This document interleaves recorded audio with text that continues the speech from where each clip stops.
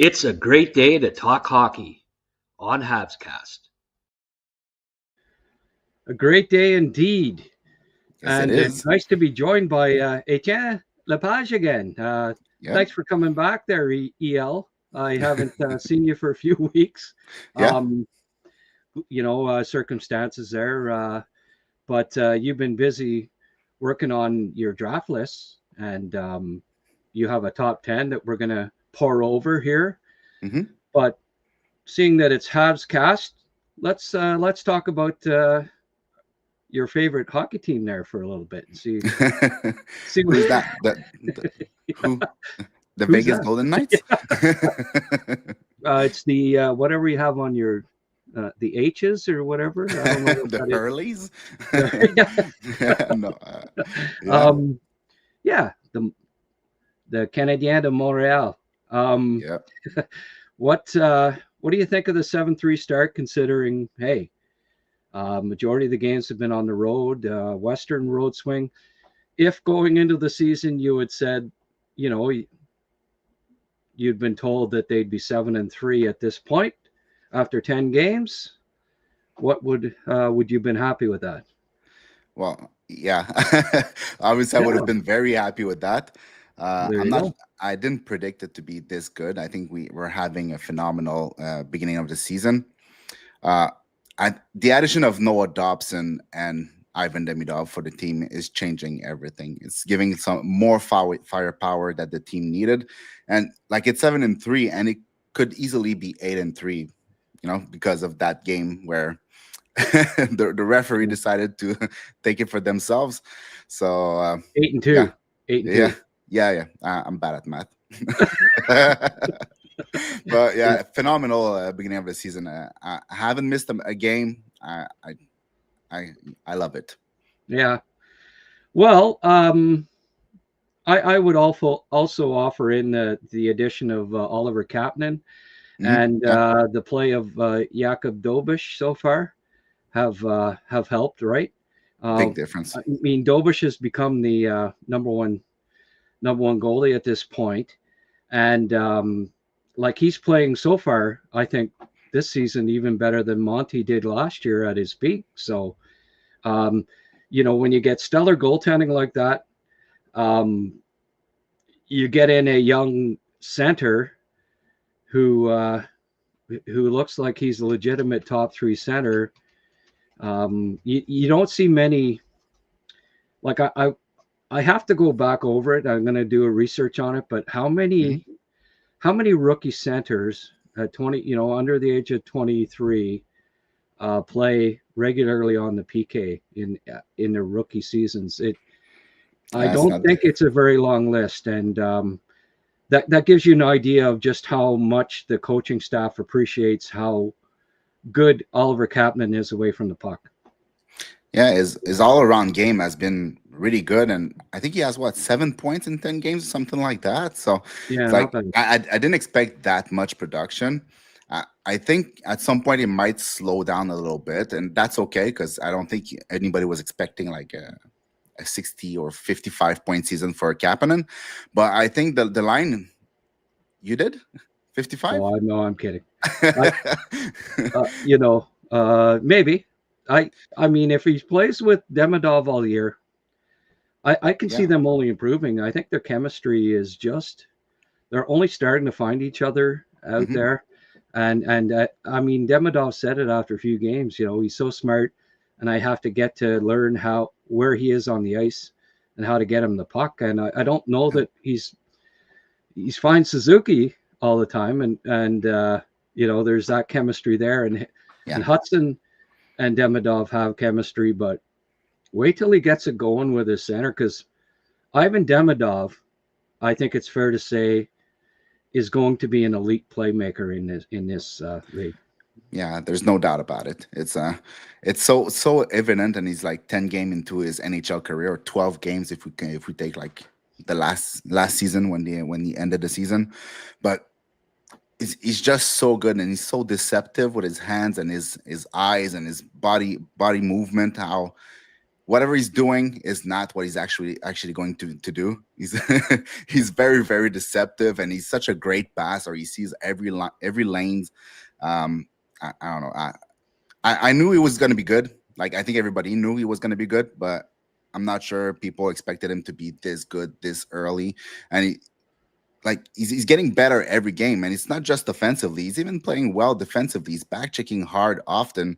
He does a lot of good things on the ice, and it's not just the offense. Like, he's not playing that much, 14 minutes a night, I think, or something like that, and he's really earning more and more ice time, and that's why they put him on the first power play, I guess, because he's earning it. Yeah, he's going a hell of a player. He's going to be very good. Yeah, well, I posted a tweet yesterday. In fact, unfortunately, I didn't bring it up for this podcast, but his points per 60 right now are basically even with Nathan McKinnon, ahead of Nick Suzuki, ahead of Caulfield, and about 3 points per 60 better than Evans and Anderson, who are getting 3 or 4 minutes more ice time per game. I mean, I understand why. They're the vets, and they play in defensive situations more often. But I mean, I followed. You get good stats from Instat. Oh, I always know when Tina's home. They're announcing it. Yeah, that's right. But the last 2 years, his I always pay attention to the OGI, goals that you're on the ice for against, and his mark in the MHL and then last year in the KHL were like almost unprecedented. Especially in the MHL 2 years ago, it was like 0.3. Every 3 games, he'd be on the ice for a goal against. So, I've always professed that his defensive game is underrated, and that, it's one of the many reasons why I've always thought that he was a better prospect than Michkov, and that he would be a better NHL player.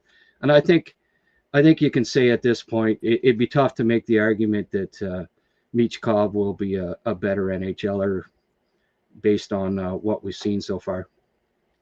Yeah, I feel like it's still hard to say. I think Demidov will be the more complete player of the two, and I think that was. Oh no, it's not hard to say. You're being diplomatic. Yeah, okay, maybe that's very. He's going to get more points. He's going to get more assists. He's going to get more. He's going to be way better defensively.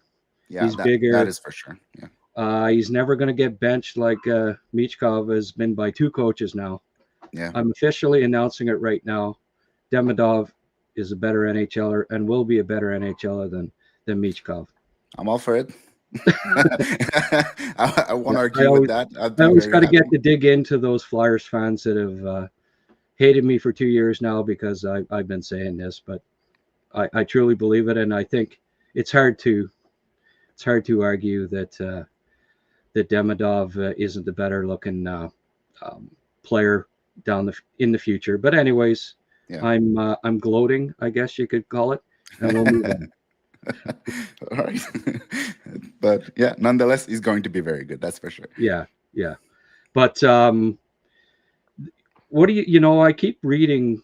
Well, Bolduc should play on the second line, like whatever. If you want to call it the second line, the Kapanen line, and I don't think you should be changing the recipe at all here. Like, they're 7-3, they could be 9-1 with a little luck, or at least 8-2, anyways, or 8-3 as you suggested there. Yeah, and but it's foreshadowing. Yeah. Oh yeah, there you go. Let's hope they are 8-3. Do you think that the Canadians should change the lines at this point, or like until things start to go south? Yeah, keep things. I think like I wanted Bolduc with Ivan Demidov when the season started, right? And I think overall in their prime, Bolduc will be a better player than Alex Newhook. But Alex Newhook hasn't looked as good as he has recently, like ever before. Right. Like he's always at the right place for a good shot. Like he scored 2 goals like a couple games ago. He's super fast, very dynamic with his feet. He makes things happen, and I mean, he just needed good teammates, I guess, or something like that. But Yeah. I wouldn't change that line now because it's going great, and Newhook is looking great. Kapanen is looking great. Demidov is looking great, and even their stats are getting better and better. At the beginning of the season, there was a lot of like relative expected goals, like they were being too much in their own zone. But the more experience they get, the more they play together, and the better that this stats is getting better. So I would not change it for now. Maybe at some point if things start slowing down or something like that, maybe. But at this point, Newhook is looking good. So why change that if it's working well? Yeah. I mean, the only thing with Bolduc would be maybe he's not getting quite as much ice time as you'd like to see him get. But yeah, we can't forget he was a rookie last year in the NHL, playing for St. Louis. He played on the fourth line predominantly. Mhm. I think the second, third, and fourth lines are getting such similar minutes. It can be one line that gets more one game, one line that gets more the other game. I really think you want 4 lines going, and at the very least 3 offensively, and Bolduc playing with Doc kind of balances things out a little more, perhaps, right? Yeah. Like, I think they look at duos, Kapanen and Demidov. There's a nice balance there, Evans Suzuki, Anderson, Caulfield, and Bolduc, Doc, right? Doc, Bolduc can kind of back up Doc, and I think they're hoping that they can develop into a good duo, and you can throw any of the 4 lines out at any time in any situation, and not be worried about it being a mismatch. I really think that that's the thinking with Marty, and until things start to go south, like I say, I wouldn't change the lines. I'd keep things rolling. They're going well. Newhook, I mean, he's on pace for like 56 points. I wouldn't have predicted that going into the season. We did our predictions there, and I don't think I had him quite that. I did not either. So, yeah, I don't change things. They aren't broken. Don't fix it, and hope that they keep rolling. I mean, it's nice to see the team being favored in most games. It's been a lot of years since you look at the schedule and you say, like, some people have said, oh, well, yeah, sure, they're 7-3, but look who they played. They played it. Well, how long ago was it that they weren't favored against any team, basically, so it's nice when, now you can say, well, yeah, sure, they have a good record, but look at the teams they beat. Yeah. And it feels like they always have a chance to. Like they can always come back in the third period. Like there's always one period per game where the execution on the ice is not really there, where they bobble the puck a lot and miss those stretch passes or anything. Like not everything is working well, but you know that the next period they will get back on it, and if they're trailing, they might just tie it up or even win the game. They're never beaten. They will work until the end, and I think that's one of the things that having 4 lines to roll gives you the opportunity to do, is actually having fresher player. If you have 3 lines, they play more minutes, then it's a little bit different. When you have 4 lines, they play a little bit less minute, and you have fresher player in the third period, and you can come back when you're trailing. So it's been great. Like I watch the games, and I never feel like, oh, this game is over. Yeah, no, especially the cardiac kids, right? The comebacks, like all the comebacks that they've had in the third period. I just want to get to this comment from Jeff. Like, just kidding, Zeph. I saw that you said, who's Jeff? Zeph Lakav. I think it's more Kapanen and Demidov. Newhook is more the add-on. The less Newhook touches the puck or gives it to the other two, the better. Well, yeah, I don't know. I mean, Newhook is ferocious on the forecheck now. Like he's been given a role where, you know, you're the energy guy on this, you know, get in there, use that speed. And I think Marty has really gotten that message through to him where, hey, you're the fastest skater on this team. You won the fastest skater event last year. You're freaking lightning quick. Use it to your advantage on the forecheck, on the back check. I love that he's, you know, I said this to Rick the other day. Last year, Anderson was his reclamation project, and he said, okay, we're going to turn you into a bona fide penalty killer. And this year, it's Newhook, right? Yeah. And look, you're not going to be, let's face facts, you were a top 20 pick, but you're not going to be a 70-point scorer in the NHL. Yeah. Not, you know, probably not. I mean, not consistently.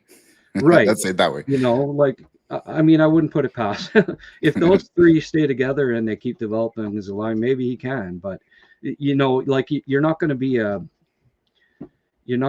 elite playmaker, this and that. But you can be just a pain in the ass forechecker, one of the fastest guys in the league, kill penalties, create opportunities by disrupting the you know, the defenseman, getting in on the forecheck, getting pucks turned over.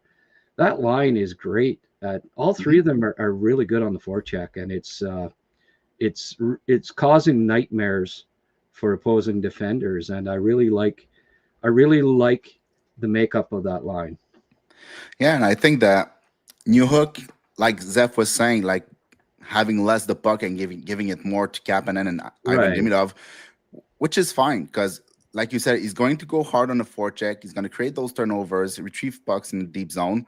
And after that, once Demidov has the puck on his stick, what you want is you want the two other players to find space. You don't want them necessarily to control the play.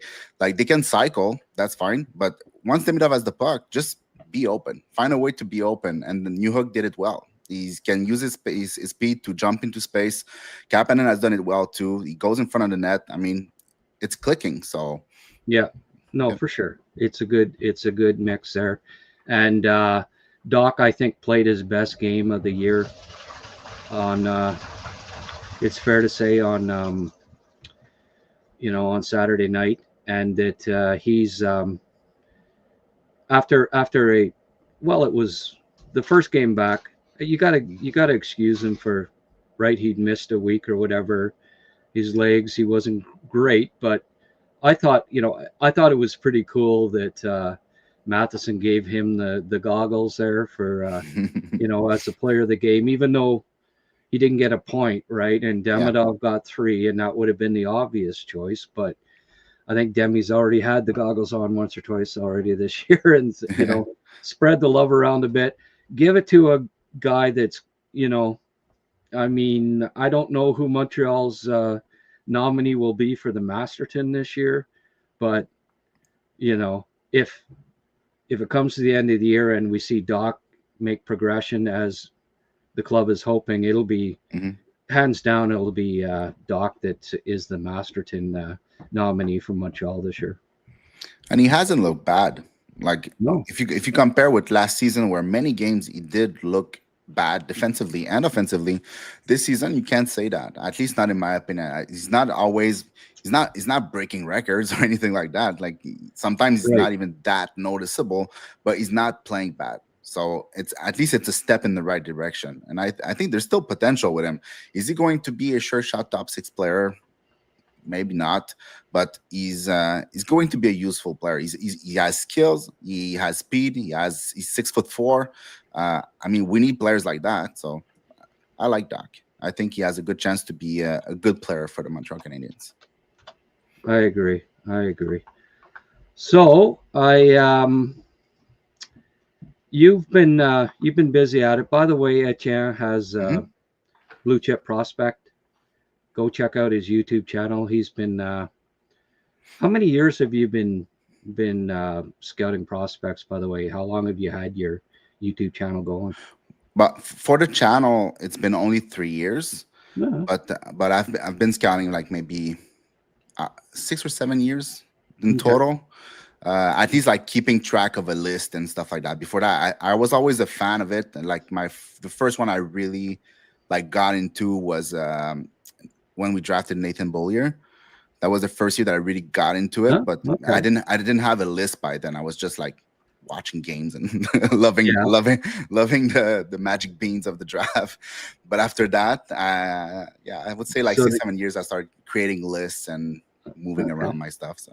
So at the time, did you like the Nathan Beaulieu pick? Be honest. Yeah, I did. I'm always honest. I have absolutely no problem with my decisions. No. It's No, well, you know, the knock that I had, or you know, and a lot of scouts had, was just his hockey sense.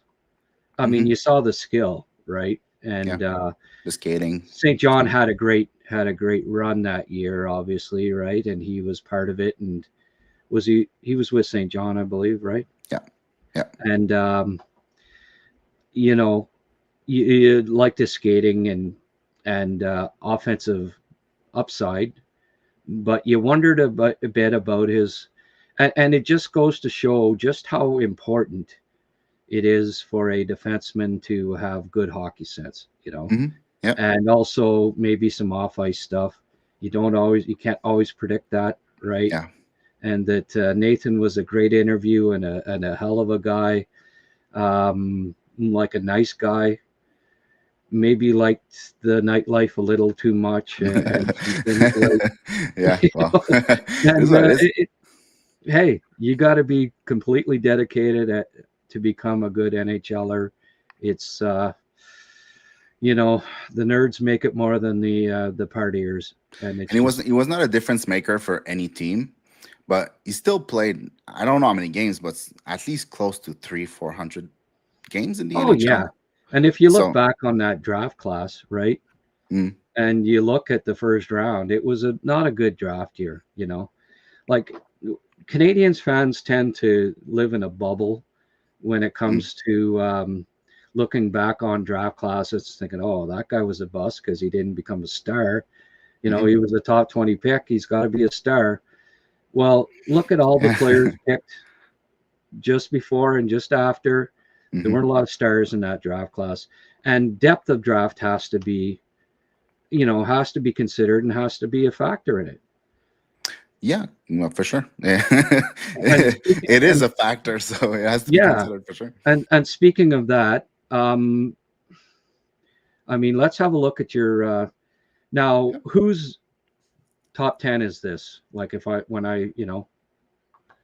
it your top 10? Is it? Yeah. No, it's mine. Like, if I go in my Excel, it's going to be the exact same order. No, okay. I didn't know if it was like you're part of a team with Prospect Dawn now and all that. This isn't the conglomeration. This is just your personal. Yeah, exactly. Like on his website, there's like we all have our own little tab, so you can click on mine, and mine is there. So okay, fair enough. Sorry, I haven't looked lately. Been pretty busy with the HabsCast there, but when you look at this list, right? Yeah. And I think it's a solid list. I don't have a lot of. I mean, I admittedly have not been scouting heavily yet this year. Yeah. I have. I have. I talked to a lot of scouts in the last day, and actually, I sent a couple of them this list, and people thought it was nobody had major objections with it, so that's good. The NHL guys don't think, but it's so early at the same time. So. No, well, that's it. But when you look at this list, and you consider that there's there's a 6'3" winger that scored 49 goals last year in the OHL, that's not even ranked in the top 10 at this point. He's 11th. So well, he's got to be close. But yeah, exactly. He's 11th. That's what I'm saying. Ryan Rubrek, we're talking about. Yeah. It's fair to say that the top of the draft this year is looking pretty good, isn't it? Yeah, it is. I think the top of the draft is probably stronger than last year. Oh It's yeah, still like but last year we were hearing how the 2026 draft is going to be the draft. And I can't say that I'm there yet. Like I think some no, no, prospects are more exciting, but I'm not there yet. I don't feel like it's going to be a great draft, but I think it's going to be a solid one. yeah, oh yeah. You hear it every year, the year Yeah. before, like the Next next year's year. going to be better. The grass is always greener, you Yeah. know, and it comes, and that's a fact for the draft too. Oh, but wait till next year. Yeah. And then next year you actually put the friggin' microscope on a guy, you know, Hmm. because when you watch, like we're so busy. In my experience as a you know, someone that put out a draft list for 19 years, I'm going on 20 now. You Yeah. know, did draft rankings. You don't have time to put the microscope on 16-year-olds. Yeah. You're focusing, you know, on putting out a draft guide. I don't have time to there's just not enough hours in a day. You got 500 guys to look at in your draft year. Hmm. If you really scout them properly, you're not spending you know, uh 20 hours a week looking at 16-year-olds. And I You see think, them casually, you see them with the puck while you're watching other guys. You know what I mean? mhm, But then when you put the microscope on them in their draft year, and I mean, their defensive play is such an important factor in it. How they yeah, play away from the puck, how they compete, how smart they are.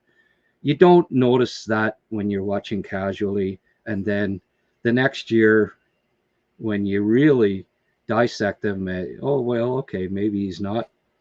Maybe this mhm, draft isn't better than last year's draft, or yeah. you know, And it happens year after year. yeah. And one of the thing also is that now with services like Instat, you can watch shift by shift, right? Really Yeah, easily. Like, but the thing that it takes away from is that when you're watching a full game, you see every other player true, on the ice. So true, you get sometimes you're watching a player and then there's another player that pops off like sure, consistently all night long, and you're like, okay, well, I'm gonna go watch that guy too. But now when you watch shift by shift, you don't necessarily get to see all those players. So it's right. more, you watch more like 15 minutes, 20 minutes shift by shift and less games, but in the end you watch as much hockey because like you have to get to other players. You cannot, just Right. scout the top 16 or the top 30 and you're done with it. Yeah. No. So And that's when a service like Central Scouting comes in really handy, where they, yeah. you Yeah. know, they've got the network, and oh, okay, I haven't seen this guy. Let's go back and have a look at him, right? And Hmm. they identify players that you just don't have time, because you're doing shift by shift a lot of times, you know, on Hmm. players, and not. I mean, there's not enough hours in a day to watch every game. Yeah. Yeah. So you have to do a lot of shift by shift, but it also means that you're not looking at the 16-year-olds um, Exactly. like you were maybe years ago. And but it seems like every year people say, "Oh yeah, wait till next year's draft." You know, I remember the Reinbacher draft as a good example with, oh, why pick a defenseman this year when next year you know, the defensemen are just so great, right? Hmm. Yeah. Well, the more I looked at them, you know, they were good, but there was some good defensemen in that draft. But were any like this demonstrably better than Reinbacher as prospects? At the end of the day, I honestly didn't think so. You know, Yeah. they all had their warts, as you learned as you watched them Hmm. closer and closer, right, at on draft days. So it's fun. And let's get back to your list here, and just we haven't really Hmm. kind of went off track there. Gavin Oh, McKenna, number one. terrible Surprise, list. surprise. So you got a hankering for the 5'11" winger this year, right? Well, One, two. that's the Uh, problem with this draft. Huh? There's like one center in the top 10. Like yeah, even if you take Rubrek, who's like he has a beside his name, the guy hasn't played C either last season or this season. So no, he's not. No, So I mean, there's really not a lot of center depth, and that's like there's a lot of wingers, a lot of right shot D. So that's good. But if you're looking for a center, you're in trouble. Yeah, you're Stein and Lawrence, and that's it. Right. But McKenna, Stenberg, and Preston all in the top 8, 5'11" wingers, and hey, you can't argue with it. They're all super skilled. I mean, like unbelievably skilled, right? So it's one of those drafts that it's not. No, this is not what you would call a center draft, and that's fine. I mean, it is what it is. But if there was, just from a personal standpoint, from what I've seen in the past, if there was a guy, I mean, Rubrik, his play away from the puck is a concern. I think he's a little lazy and not overly physical for his size. I think that's probably why you don't have him in your top 10, given that he scored 49 goals and his size, right? Yeah, not a lot of work rate. Really use that size as much as maybe you'd like to see. Is that why he's not in your top 10? Yeah, actually, like I wouldn't say he's the same type of player, but he makes me think a little bit of Lakovic last season. Yeah, perfect. Lakovic was not a guy that was physical. He was fast. He was skilled. He had a hard shot, got into space. But there's a reason why he slipped to like 26 or 28 or something like that. And that's because he has the frame, but he doesn't have like the will to actually use it and protect the puck or get the puck deep in the zone. So it's a little bit the same thing with Ryan Rubrick. So he started very high. I think he started with like number 4 in my draft ranking, like before the season started, and then slipped now because I mean he got back on track a little bit in terms of production now, but it's not. Right now, I'm not impressed. Well, he looks like a perimeter player, right? Yeah. And it doesn't matter if you're 6'3" or 6'4" if you're playing a perimeter game, and scouts will get turned off in a hurry. And there's enough strength at the top of this draft that you can justifiably keep him out of the top 10, and I get it. Marcus Nordmark, I really liked him last year. He obviously led the Ivan Helenka tournament in scoring. Yeah, he's second in Swedish junior in scoring, third in penalty minutes, and third in plus minus. As a 17-year-old, he's wearing a C on a Djurgården team with a bunch of drafted players, and he's the guy wearing the C. Yep, that'd be the guy for me that would be in.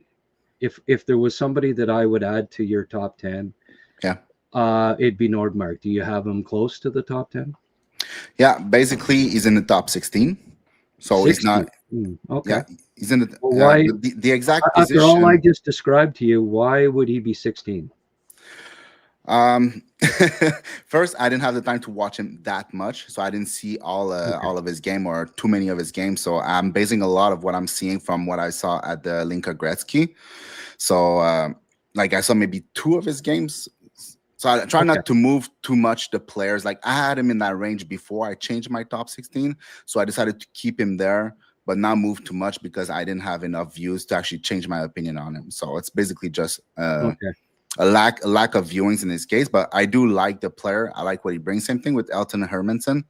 I really like him too. Yeah. So they're players that could move up eventually. It's just we're so early in the season that it's just. Well, the fact that you watched him in Helenka and he led the tournament in scoring. That didn't impress you, or? Yeah, it did. It did. So, but the thing is, I feel. I always hear like you shouldn't take the tournament too much into account when you draft a player or when you make a ranking, right? Right. And it's the same thing. What? You said that's the only time you watched him, though. So, what else would you take into account? Yeah, that's what I took into account. That's what I'm saying. That's why he's in my top 16 because I liked him very much. But at the same time, I'm trying to like keep. Like the players I only watch in tournament like that, I'm trying to keep it down a little bit. When I see them in their respective league and I can build an opinion, take notes, then I will move them accordingly. But for now, since that's where I saw him the most, I felt like it was I don't know if it's the right word, but inappropriate to move him up or move him down since I didn't really have the time to pay attention to him.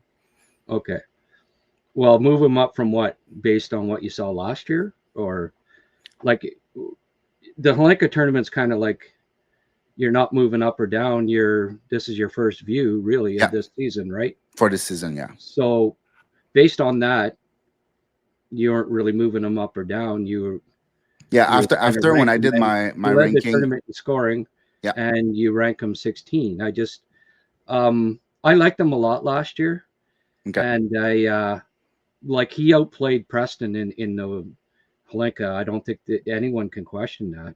No, but I don't think you've so. got Preston, who's a 5'11" winger, 8 spots ahead of a 6'1" winger who was better than him at the Holinka. So you're basing that on what you saw last year from Preston, or Preston, I saw him a lot more last year as opposed to Nordmark. So there's that. And I also like Preston has a good shot, a bit like Nordmark, but also I think he's a superior playmaker. So I have a soft spot for players. For now, from what I've seen now. No. Nordmark has 14 assists in you know, he's leading. Those are numbers I haven't seen. So he's leading. Anyway, I'm just being the devil's advocate on this one. It's okay. He's leading the Swedish Junior League in assists. He's second in scoring. He's wearing a C for his team. That would be the guy for me that I would have in your top 10.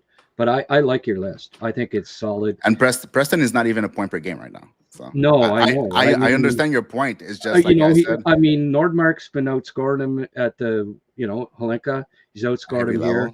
I loved him last year. I watched him a lot, and because he was on Djurgården, and Djurgården had 6 good prospects last year.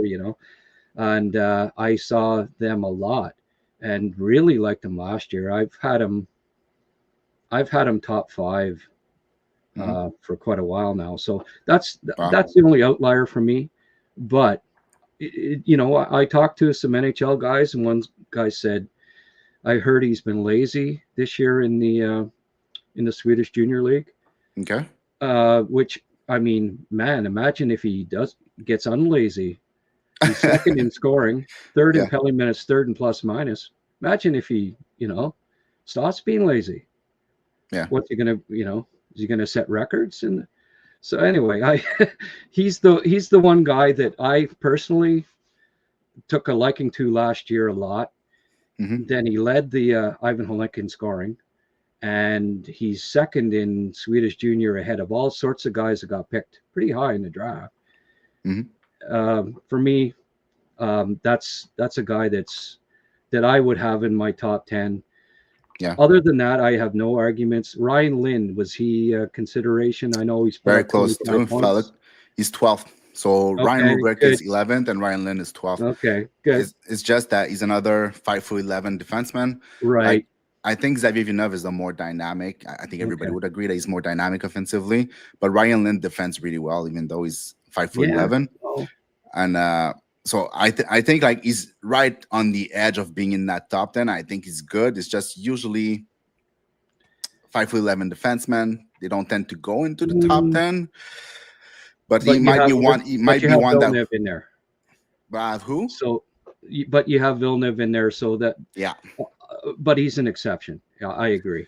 To me, like he's an elite. He reminds me a bit of Hudson, right? I think he reminds himself of Hudson. Yeah.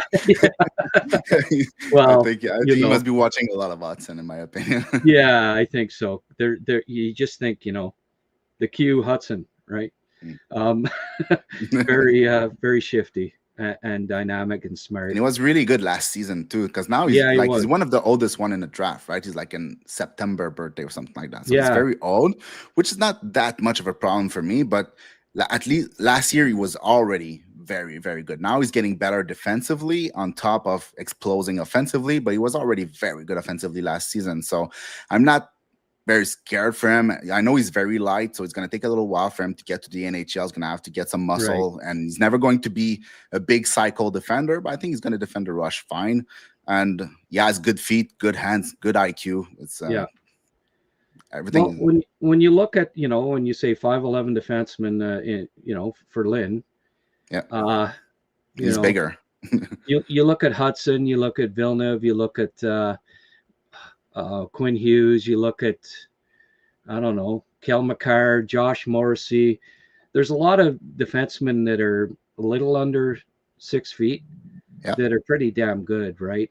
There's Yet, you got a 5'11" winger in Preston who you have higher, who isn't producing to start the year. And what, Lynn has double the amount of points almost, or I don't know. Like it's pretty recent though that Lynn exploded offensively. No, that's fair. That's fair. I'm just, for me, again, that would be something that as the year goes along, if this trend continues, it's kind of hard not to have. I would take a wild guess that you're not a big fan of Mattis Preston.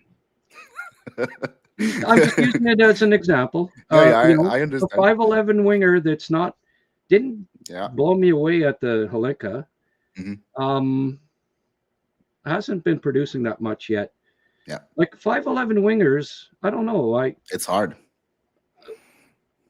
I'll take a super talented 5'11" defenseman value-wise over a 5'11" winger if he's just as skilled and just as good.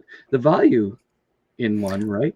I don't think he's just as skilled. I was naming to you are a lot higher than a winger. Like, just the value-wise, when you compare a winger to a defenseman, if they're anywhere close, it has to be taken into account. It does.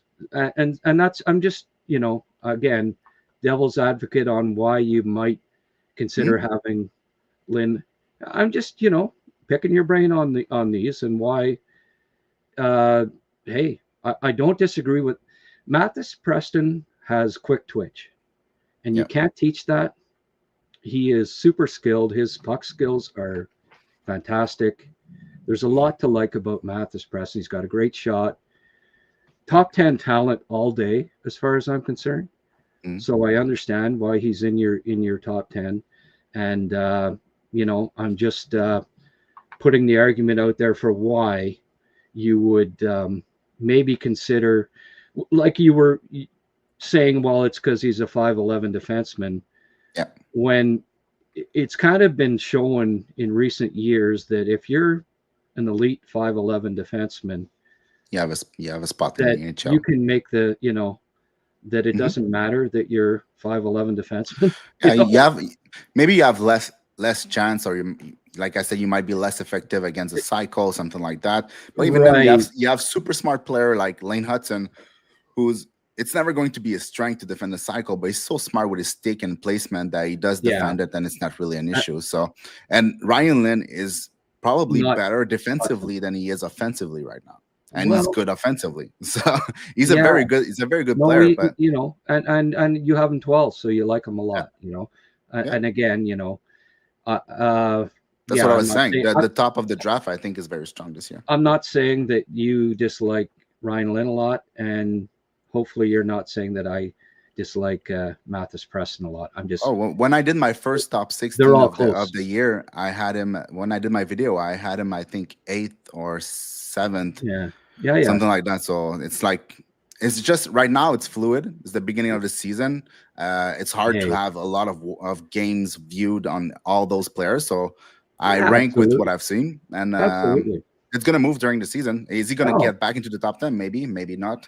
Ryan Rubeck, maybe not. I don't know. We'll see. Yeah, and the fact that he's a 5'11" defenseman is a sound reason for not having him in the top 10. If there's 10 other guys that you really like a lot, believe me, and I'm just like I say, just mentioning the other part of it, right? Chase Reed lugged him a lot last year. Are you basing this on what you saw last year from him quite a bit too? No, I watch more. I watch more of Chase Reed, and it's one of the things that I like is that he came from far, right? Chase Reed didn't have a lot of production in the U.S. and it was not great. And then he came here and he had like a good season, we would say, but then he's backing it up again. He is, which is the thing that I was not so sure if it's going to happen. Is it like something that just happened and then we're never going to see it again, or is going to be able to like do it again? And he is doing it, and he's faster, he's bigger, he's stronger. He does. I feel like he moves the puck really well.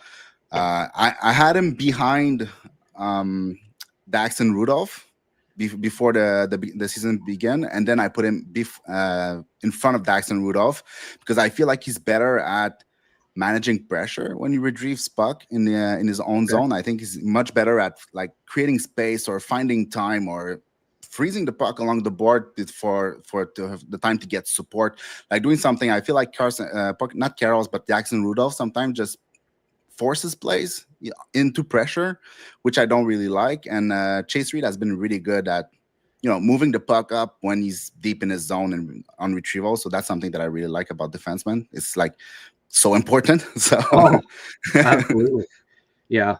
No, they, you could flip those guys around and not have an argument. I know some NHL guys that like Daxon Rudolph a lot, and also some that think the world of Chase Reed. Two really good NHL defense prospects. It's a solid year for NHL defensemen. Yeah. Have you seen some of the? I think I read a few things on Twitter recently about, I forget who it was, but it was saying, oh, Verhaus #1, and it's not even close. I think it was an ex-NHLer or something that was commenting. Verhaus #1, like before McKenna, you mean? Yeah. Oh yeah. Well, I mean, I wouldn't agree with that, but no. Well, it's the 6'4" defenseman, right, versus the 5'11" winger. Yeah. Where you got to go beyond that, right? Yeah, like but I can name you lots of 6'4" right defensemen that aren't better than Nikita Kucherov. Yeah, exactly. And it's like it depends also what McKenna's going to do in the season. Like McKenna, the skills are dynamic and there's no questions around it. Like he's really, really, really impressive. Very strong playmaker, also has a good shot, but he's still a 5'11" winger, like we were talking before. Right. 6'4" right shot defenseman, skates well. Not like he's not a Schaefer level skater whatsoever, but he's still he's a good defenseman. Still has decent mobility, can move the puck. He has 4 points in 6 games or something like that. So that's really not bad at the NCAA level. No, I mean, he has everything to be a top 4 first pair defenseman.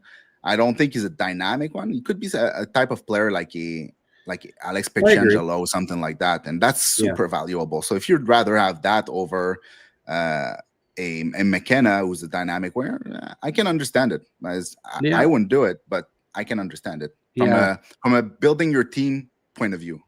Right? No, for sure. I didn't think Verhoff had a great Ivan Holinka. I mean, there were circumstances there where he got asked to play on his wrong side, and after they lost the defenseman and stuff. But and it's tough to evaluate draft eligible guys playing college sometimes, because it's you can look at it two ways. Do you overvalue them because they're playing at that level and playing well, or do you undervalue them because they're they may not be getting a lot of ice time? It's tough. It's tough sometimes to evaluate kids in their draft years playing at the NCAA. McKenna, it's hard not to have McKenna #1. I'm sorry. He's done it for 3-4 years. He's been a superstar, and I think he's going to be a 100-point NHL player. I don't care that he's a 5'11" winger. If you're a 100-point NHL player, you got to be pretty special 6'4" right defenseman to be better than that. For sure. Well, if you're San Jose, what do you do? Like you get another forward at first overall. Let's say it starts to get complicated at some point. You need to build a defense. So I can understand it from that point of view. But in terms of player, I think McKenna is twice the player Verhoff is ever going to be. Yeah, he's so That's a good reason to have him ahead of him then. Yeah, that's yeah. pretty good. Yeah, he's the type. First, the production last season was crazy. It was over Bedard, so it was really really good. But then it's also like when you watch him, the stats and the eye test meets the stats in the sense that what you see on the ice when you watch him, you understand 100% what he had 140 points or whatever it was last season. So Right. he's just the same way you look at Demidov and he's going to be elite. Well, you look at McKenna and it's hard to argue against that. Yeah. He's going to be elite too. So, well, yeah. I mean, he shows up at the World Juniors and U18s as underage and just wows. So yeah, and what's he off to more than a point per game start at college level again? So yeah, it's not hard to rank him first overall. Yeah, I agree. Yeah. No, I didn't ask myself that question. I was not debating them because I have Ivor Stenberg number 2 anyway. So. Well, I mean, did you do you have Verhoff and Stenberg close? Yeah. Have you it's fair to say that that's a tough one to. I can understand. I think most people probably have Verhoff second. Yeah. But man, just like McKenna, Stenberg, the things that he has done against older competition all the way up has just been so impressive, right? Well, he's not a point per game, but he's not that far in the SHL. In the SHL this year. Yeah, come on. To start, that's crazy, but he's been good for a long time. Yeah. It's not just like he's not popping off this year. He was amazing last year. He was amazing in international tournament. He was every time you watch him, there's like details in his game. There's he's not the fastest, but he plays with pace. He's dynamic with his hands. He's not scared to go between the dotted lines. He's he plays like NHL player plays. And yeah, well, I noticed you had him listed at 6 feet. I think he's 180 centimeters, which is touch under 5'11", but don't think it matters that much with him. Just like a Bedard or Crosby or whatever. McKenna's 5'11", right? So when you're that dynamic and that special, that smart, it doesn't matter that you're 5'11", and that's not like 5'11" is small, really, right? No, he's not 5'7". He's not LG Mooney or something like that. Right. He's still 5'11", and he's 190 pounds, something like that. Sometimes that height gets a little bit overrated. Like if you're strong and you're heavy and you're capable of winning your puck battles along the board, then I don't care if you're 5'11". No, and if you're Cole Caulfield, I don't care if you're 5'8", right? Yeah, exactly. He's been so good this season. Yeah. By the way, I like a lot of people don't have Curls in their top 10. Mm-hmm. I'm a fan, and I was impressed to see this. I wasn't expecting it. I thought, okay, this guy's becoming a half decent scout. Tell me what you like about Carson Curl. I think he plays like an NHL player. Like I was saying about Ivor Stenberg, I feel the same way about Carroll's. Like there's a little bit more flash with Rudolph. There's a little bit more flash with Chase Reed, I think. But the way Carroll's defend and moves the puck forward is just it's so efficient. There's no ballerina stuff on the ice. It's really he retrieves the puck, move the puck as fast as possible, always a clean pass. It's not like a 50-50 thing when he passes the puck between defenders. It's it's straight on the tape, and he moves well. Probably not.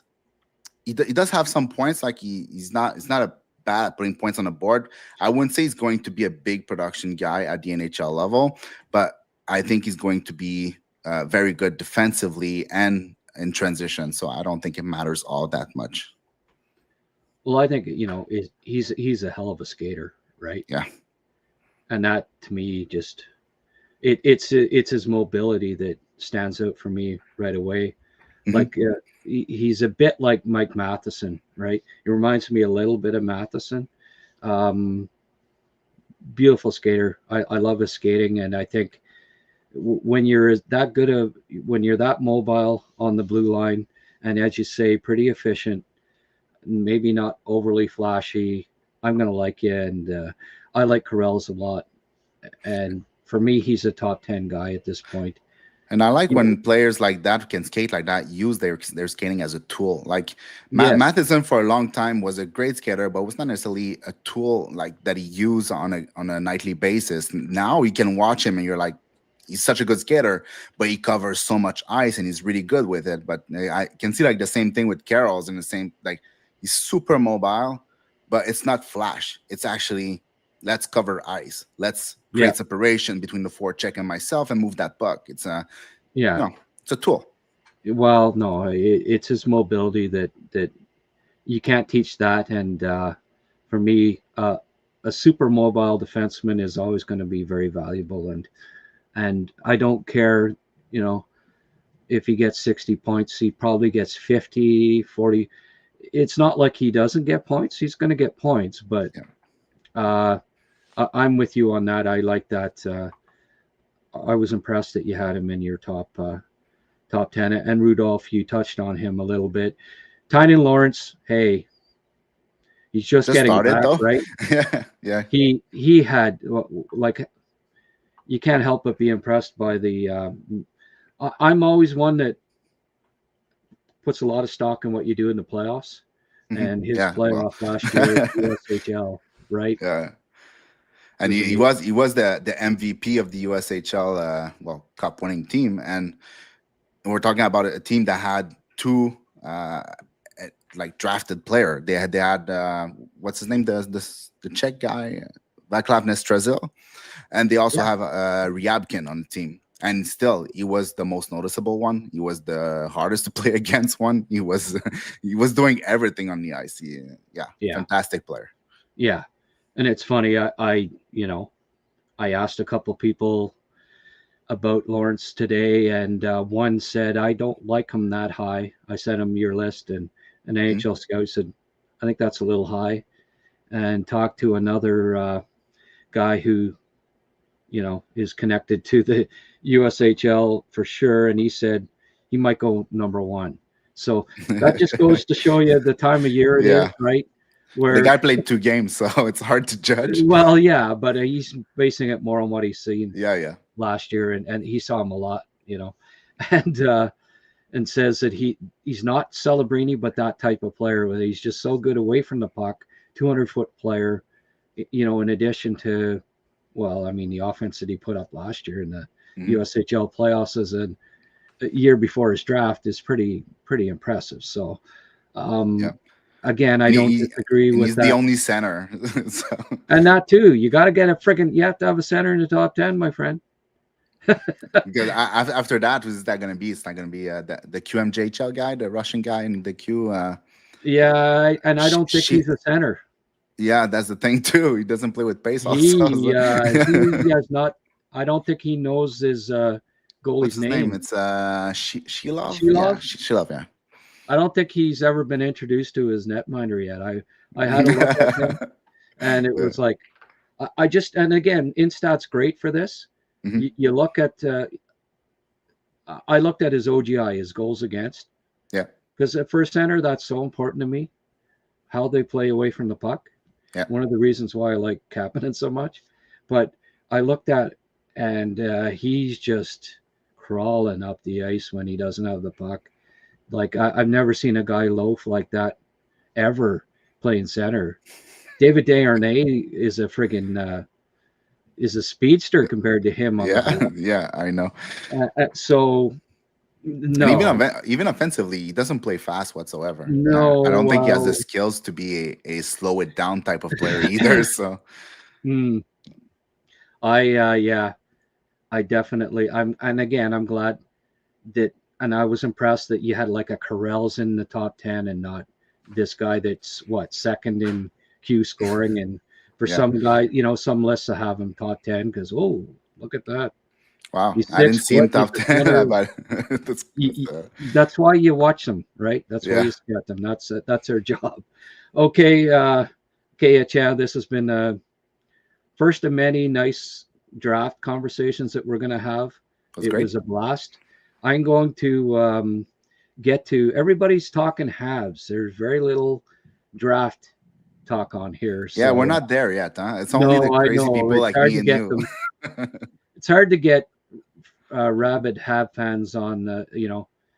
Especially now that they're not at the bottom. Like When the they're team is 7-3. the When team they're is at the seven and top of the three, and NHL. They don't care about the draft. it's October. Yeah, Yeah, they want to trade that first round pick for Crosby. So that's right. There's no tank for what is it? Luzagena for McKenna. yeah, and we have Veer, Michael Hage anyway. He's better. veer off for Verhoff. Oh yeah, exactly. Okay, my friend. Thanks for finally showing up after Yeah, a 3-week hiatus, and we'll have to have you back next week. Okay. cool. That sounds good. Okay. Thanks, Etienne. Thanks for having me on. Okay. Bye. All right. Etienne Lepage. Go to BC Prospects there at BC Prospect Blue Chip. He's putting in a lot of work, and I have a lot of respect for guys that are as up on the NHL draft as I am, and passionate about it. So that's cool. Listen, I had a whole bunch of people that joined as members the other day.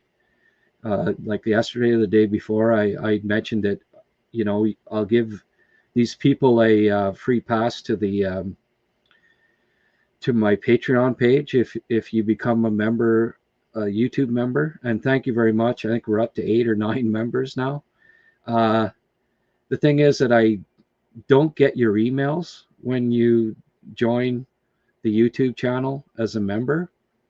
So my email address, grant@habscast.ca. If you have become a Patreon member or are going to become one, hopefully after watching this show, send me an email and I will add you as a member of my Patreon page. And there's all sorts of stuff, all sorts of articles, all sorts of scouting reports on Habs prospects, and there'll be lots on draft prospects as we go along that I'll be adding that will be exclusive to my Patreon members. So that's an added bonus. I noticed, Michael Whalen, that you were one of the ones that came on board as a you're asking me what do you get, and I didn't really give you much. Well, this is what you'll get. You get to be a Patreon member as well, but you're going to have to send me your email. So grant@habscast.ca. Send me a note, and I'll add you as a Patreon member, and you'll get all sorts of added coverage of the Habs and the Habs prospects for being so kind as to support me and what I'm doing here. So thank you very much to everybody that's become a member. It's so appreciated. I'm trying to make a living of this, full time, dedicating my my days to covering the Habs, and to a little bit to the draft, and I really appreciate it. All right, let's get some questions here.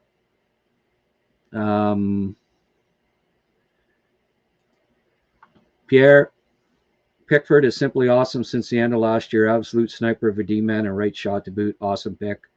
That he was. He's looking great. Sheldon mentioned, and I did put up a video. Pickford also throws some big hits. You're right. 100%. Pierre came back. Feisty bastard. Never have enough of that either. No. We're up to 747. Oh, Jumbo Jet. 747 people tuning in. Thank you very much, everybody. Gaza. The Gorton Hughes prospect pool is super impressive. If any 1 or 2 prospects fall off their production, insert next man up, and we keep rolling. Yeah. The glass half empty guy would say, well, what about the Meshar pick? Well, what about it? you picked Hudson, right? So forget about it.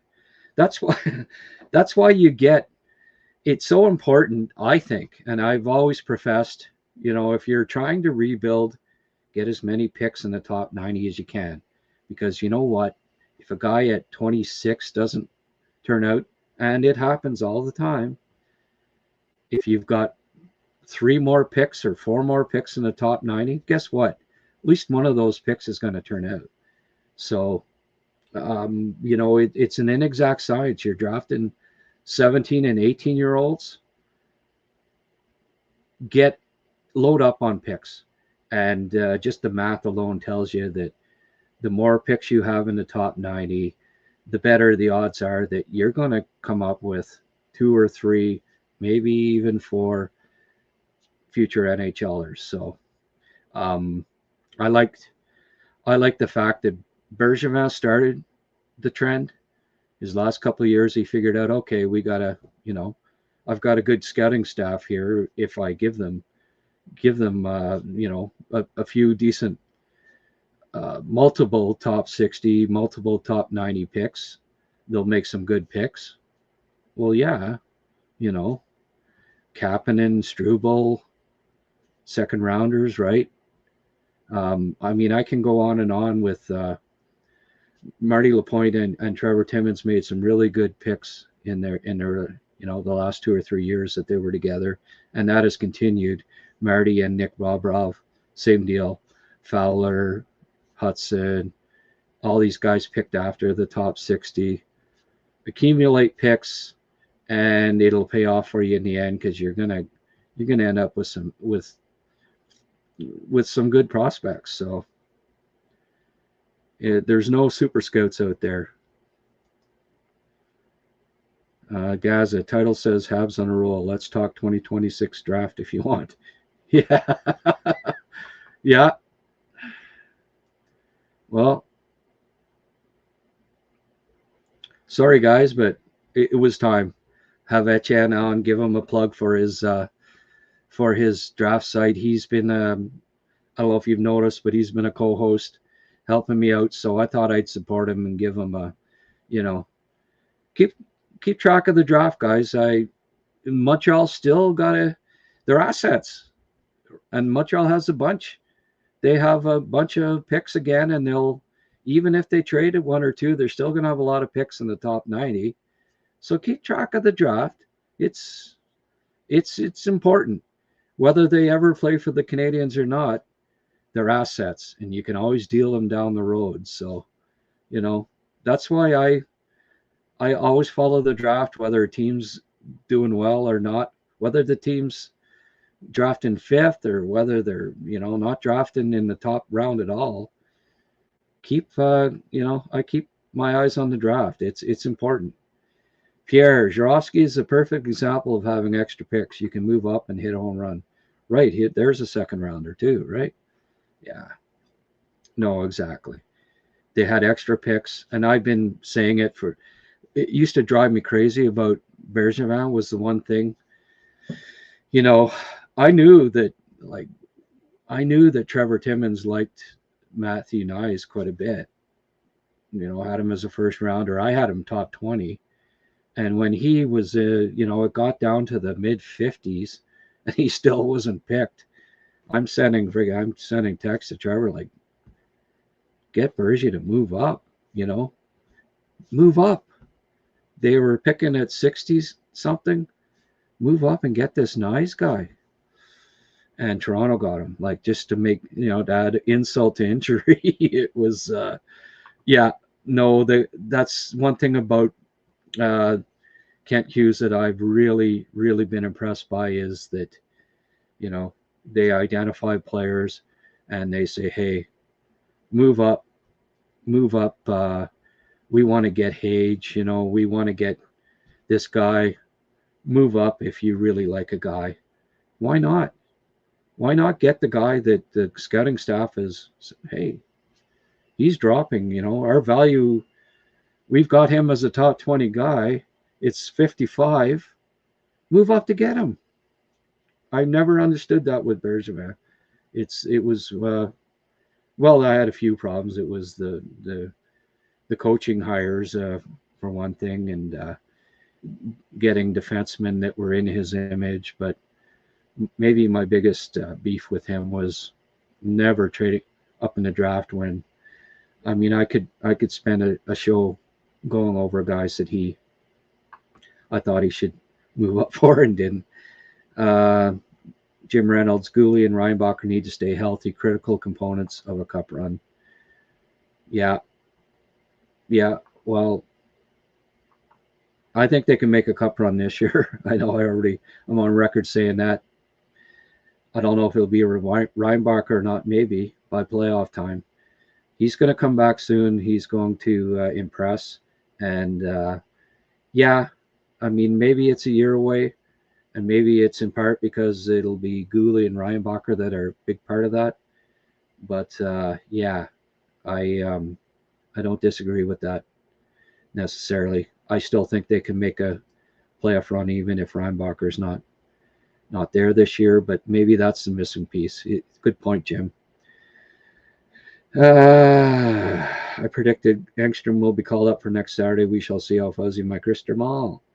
Well, yeah, I want to see how Delgado looks. I really liked his preseason. I thought he was really solid. And if you call up Engstrom, it's because you want to play him. And with the struggles of Jackeye the last couple of games, I'd say the odds of Engstrom getting called up are a little higher. But at the same time, I also think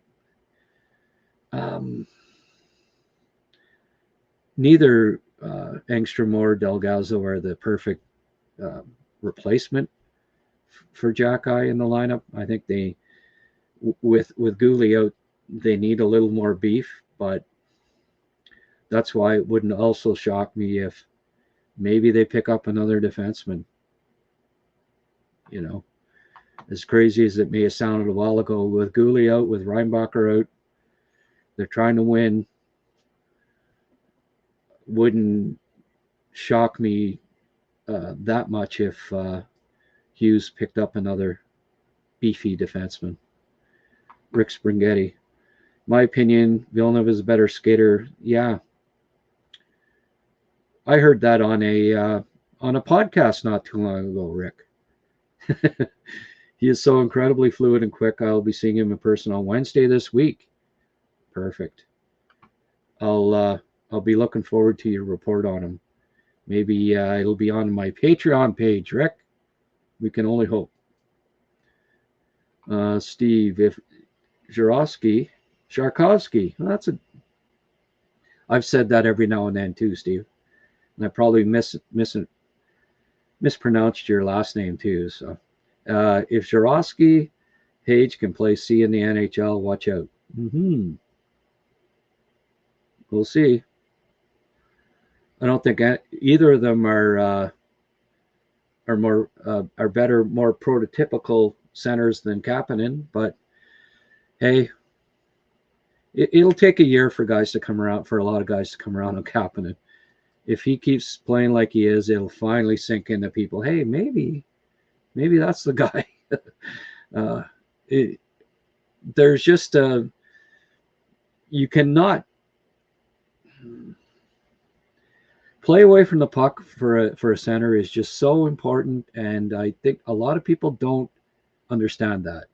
And I know I keep preaching it, but Kapanen at 22 years of age to be playing a regular role at center on the PK, let me tell you, that bodes so well for his future, and believe it or not, bodes so well for him being a second line center. You need a Cirelli type, a Braden Shen type, a Sam Bennett type in your second center spot. You do. You need to shut down. It's not all you can't. You're playing against other teams' top two lines. They're good offensively. You got to shut them down. There's two nets. Until there's not two nets on an NHL rink or a hockey rink, being really good away from the puck is so important. And trust me on this. Trust me. Page and Zurowski are here defensively away from the puck as centers. Kapanen is here. Okay? It's just it's just the reality of things. Kapanen's the guy till further notice. Maybe those Zurowski's played 8 games at center the last 2 years. He, anyway, I know I keep preaching this, but I really think that people have to take into consideration the fact that your second line center has to be good defensively. He just does. Balduc has to show much more at 5-on-5 before talking about moving up in the lineup. He was playing fourth line in St. Louis. Yeah, I did mention that. That's a good point, LPB. There's no rush on that. Newhook's playing great. Don't mess with the lineup, I don't think. Happy I caught the tail end. Thank you, Mark. I appreciate you stopping in. Habs have not gotten to the point. Rick Springhetti, thank you. Habs have not gotten to the point where they have to decide which is the better of 2 good options on the second line. Yeah, that's well put, Rick. As usual. That's why we have you on all the time, my friend. Jake Moore, does Villeneuve have the same elusiveness as Hudson? I see more straight line speed, but obviously the skill is there. Yeah. That's fair. That's fair to say. I don't know. I mean, that's a big saying, oh, well, he's the next Hudson, right? We don't know that, but certainly there are some similarities there. And, if he does end up going in the top 10, as Etienne has him ranked, he better send a thank you greeting card to the Hudson family.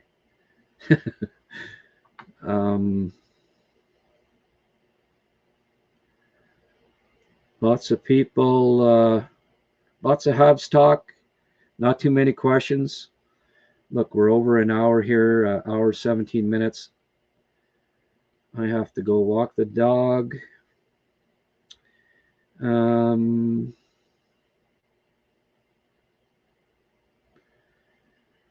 Pierre asking, are we going to have a live cast after the game?